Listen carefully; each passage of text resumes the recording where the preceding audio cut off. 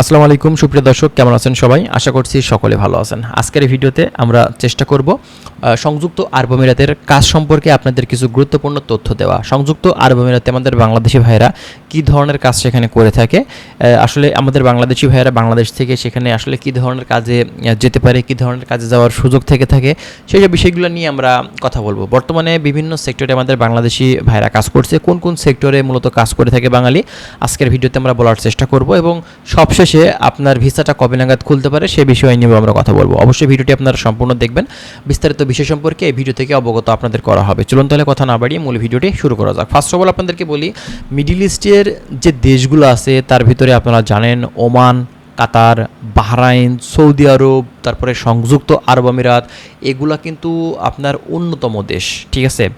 এখন কথা হচ্ছে সংযুক্ত আরব আমিরাতে বাংলাদেশিরা মূলত আসলে কী ধরনের কাজের সুযোগ পেয়ে থাকে, কী ধরনের কাজ তারা করে থাকে সেখানে। বিশেষ করে আপনারা জানেন ওয়ার্ল্ড ওয়াইড কিন্তু বিল্ডিং কনস্ট্রাকশন সেক্টর, এই সেক্টর কিন্তু বড় একটা সেক্টর। এখানে কিন্তু অভিজ্ঞ অনভিজ্ঞ সকলের কিন্তু কাজের সুযোগ আছে। ঠিক তেমনটাই আপনারা সংযুক্ত আরব আমিরাতে গিয়েও কিন্তু এই দেশটাতে বিল্ডিং কনস্ট্রাকশন সেক্টরে আপনারা কাজ করতে পারবেন। সেখানে দেখা যায় যে আলাদা আলাদা ভাগ আছে কাজের, যেমনটা mason, tiles mason, still fixer, carpenter, shuttering carpenter, painter, অভিজ্ঞ ওয়েল্ডার, তারপরে আপনার ইলেকট্রিশিয়ান, হ্যাঁ, এছাড়াও কিন্তু বিভিন্ন টাইপের কাজের সুযোগ এই দেশটিতে আছে। এছাড়া হোটেল, রেস্টুরেন্ট, আবাসিক হোটেল, তারপরে আপনি অভিজ্ঞ হলে ডক্টর, ইঞ্জিনিয়ার, শেফ, ঠিক আছে, শিক্ষক, এছাড়াও বিভিন্ন টাইপের কাজের কিন্তু সুযোগ আছে। ছোটোখাটো ফ্যাক্টরি, দোকানপাট, হ্যাঁ, বিভিন্ন ধরনের কলকারখানা কাজের কিন্তু সুযোগ এখানে আছে। আপনি গিয়ে কিন্তু বিভিন্ন সেক্টরে বিভিন্ন ধাপে কিন্তু আপনি সেখানে কাজ করতে পারবেন। এছাড়াও সংযুক্ত আরব আমিরাতের নিজের নামে লাইসেন্স করে কিন্তু কোম্পানি চালিয়ে আপনি সেখানে কিন্তু বিল্ডিং কনস্ট্রাকশন সাইডে কিন্তু কাজ করতে পারবেন। বিভিন্ন ধরনের সুযোগ কিন্তু সংযুক্ত আরব আমিরাতে কিন্তু হয়ে থাকে, ঠিক আছে। তো এখানে মূলত আসলে এক একটা কাজের উপর এক এক রকম ইনকাম হয়ে থাকে। তো এটা সম্পূর্ণটাই কাজের উপরে ডিপেন্ড করছে, আপনার অভিজ্ঞতার উপরে কিন্তু ডিপেন্ড করছে।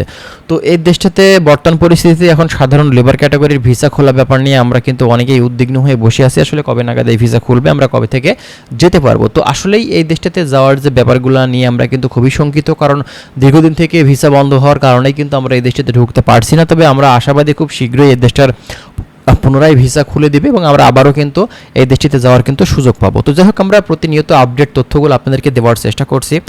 আপনারাও কিন্তু বিভিন্ন ক্যাটাগরিতে খুব শীঘ্রই আবারও কিন্তু যেতে পারবেন। তবে এখন সীমিত পরিসরে আপনার কিছু স্পেশালি দুবাই গভর্নমেন্ট থেকে পারমিশন নিয়ে বাংলাদেশ থেকে ডেলিগেট কর্তৃক কর্মীগুলো কিন্তু তারা নিচ্ছে, যেমনটা আপনার ট্রান্সগার্ড আছে, তারপরে আপনার ফ্রিজনের আছে, এছাড়া আপনার এমদাদ কোম্পানি আছে, বিভিন্ন টাইপের কিন্তু কাজের উপরেই এখন পর্যন্ত যাওয়ার সুযোগে সংযুক্ত আরব আমিরাতে আছে। এখন যদি কোনো এজেন্সি দালাল আপনাকে সাধারণ লেবার ক্যাটাগরির ভিসার কথা বলে এইসব কাজে বা এইসব কোম্পানিতে আপনাদেরকে পাঠিয়ে থাকে, তাহলে কিন্তু আপনি সেখানে প্রতারিত হতে পারেন।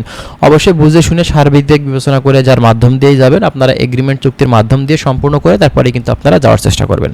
তো যাই হোক বন্ধুরা, আশা করছি বিষয়গুলো আপনারা ক্লিয়ারলি বুঝতে পারছেন। যদি আরও বিস্তারিত তথ্য আপনারা জানতে চান অবশ্যই আমাদের চ্যানেলের সঙ্গেই থাকবেন। ভালো থাকবেন, আল্লাহ হাফেজ।